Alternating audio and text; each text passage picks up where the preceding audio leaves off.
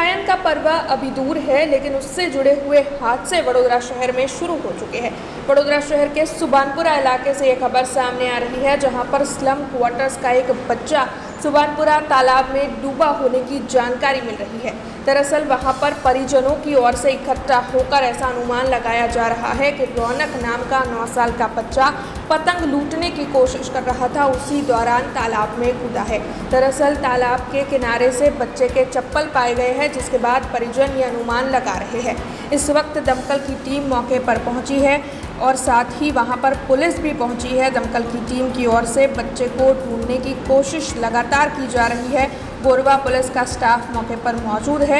हालांकि अभी तक तो बच्चे से जुड़ी हुई कोई भी जानकारी सामने नहीं आई है, लेकिन परिजन बेहद चिंतित है और दमकल की टीम लगातार बच्चे को ढूंढने की कोशिश में जुटी हुई है। અમારી બેનનો છોકરો છે, અમે કાલે 6 વાગે ખબર પડી છે કે એ છોકરો તલાવ ગયો છે, તો ચંપલ અમને 2 ચંપલ એ તલાવમાંથી મળ્યા છે, તો ચંપલ મળવાથી અમને ખબર પડી છે કે તલાવમાં પડ્યો છે। હવે અમે ફ્રૂટની પંચરત્ન બિલ્ડિંગ આગળ અમે ફ્રૂટની લારી લગાવીએ છીએ અને એ રમતો આ પાઈ ગયો છે પતંગ પકડવા માટે।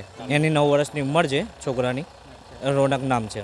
हमसे जुड़े रहने के लिए हमारे YouTube चैनल को सब्सक्राइब करें और नई वीडियो की नोटिफिकेशन के लिए बेल आइकॉन को दबाएं।